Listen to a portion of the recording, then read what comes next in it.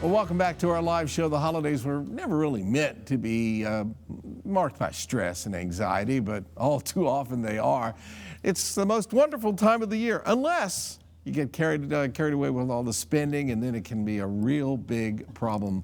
Our great friend Phil Umansky is here to tell us how to put the merry back into Merry Christmas and Happy Holidays. All right, so you got lots of tips for us, and I know that this is a time of year when money comes into play.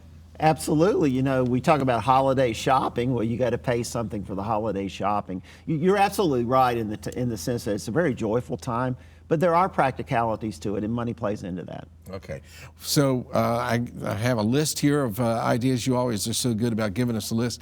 Start saving early. Well, it's a little late for that now, but probably for next year, or is it too late to start? Well, it's never really too late to start, but absolutely, if you're going to be doing some Christmas shopping next year, try to divide it into 12 months. So if you've got a budget, let's say, of $600, and you can spend $50 a month, then you don't have to put it on a credit card. Now, if you're a little bit too late, which is now, you can start spending perhaps this coming Friday with Black Friday, but then think about your repayment plan. You know, it may be January or February before you have to repay it off, but if you put it on credit card, obviously pay it off as quickly as possible so you can avoid some of the interest charges. Because those interest charges will get to you. So you have a shopping list, obviously. That helps not only when you're going to the grocery store, because I'm guilty of that. Yes. I'll take the list into the grocery store, and then I go down an aisle and see some of this and some of that. So same thing's true for Christmas shopping. Absolutely. If you're working off a list, that's best. And it's also good to put on the list what you think the approximate price will be for any particular item.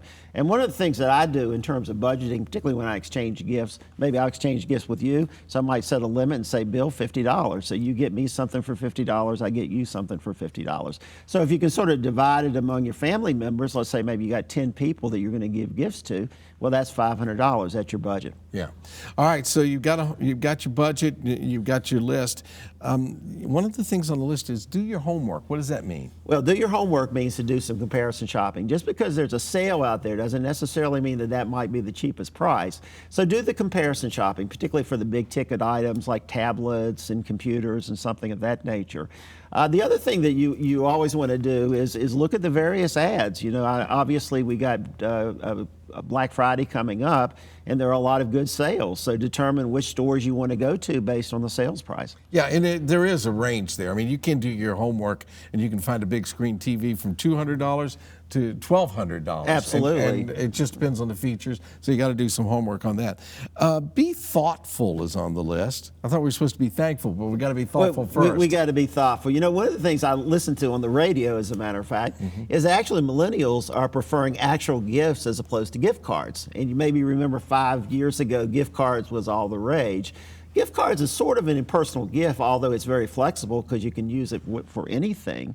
But a thoughtful gift is something that somebody says, you know, I really wanted that, and I really like that, but that's something that nobody else would give me except you. That's a thoughtful gift. Yeah. So use your creativity. That's kind of like that experience is always better because you have the experience of giving something that's important. Absolutely. Although I think the merchants like the gift cards because we also know that about 30% of them never get used. So Absolutely. The merchants love Absolutely. that. Let's talk about the payoff plan. You kind of touched on that already. Well, a lot of people, of course, put their holiday shopping on credit cards, which is all right. But credit cards typically carry one of the highest interest rates. So if you have a plan to pay it off going into 2017, try to pay it off as quickly as possible to avoid those interest charges, and never pay late because then you have the penalty. Okay, so you've gotten all of this, you're being thoughtful, you come up with a plan, you've got a list, you're doing all the things that you've done. Are we ready to shop then at that point? At some point, your feet have got to hit the ground and you got to start shopping. So make it fun. You know, we talk a lot about human emotion and money. You know, holidays can be one of the most stressful times. Money can be part of that stress, but really holidays are about having fun, interacting with family, and really enjoying yourself. And I think shopping can also be that type of experience too if you've planned ahead.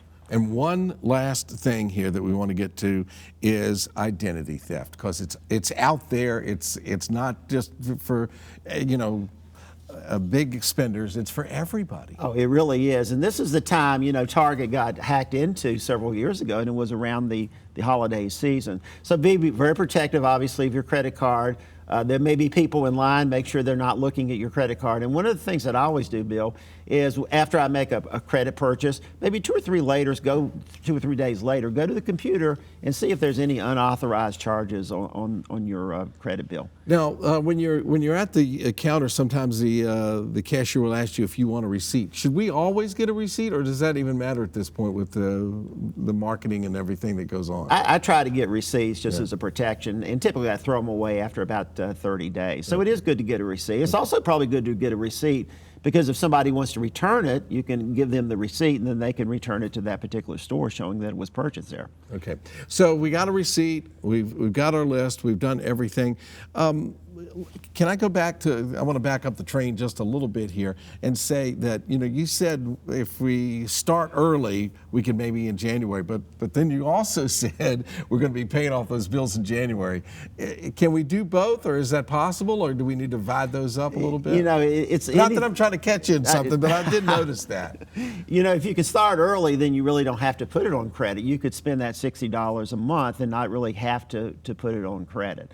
One of the most important things, I think, is setting a realistic budget for holiday shopping and not do something impulsive in terms of buying something that you really think that you want, but you perhaps do not need. Also, you can get some great bargains after Christmas because they put things on sale. My mother always used to, after Christmas, after the holiday season, go get wrapping paper and bows and all of those things because they can really discount those. And then you've planned ahead and you got it for next year. All right, so you learned it from Mom. Yes, I did.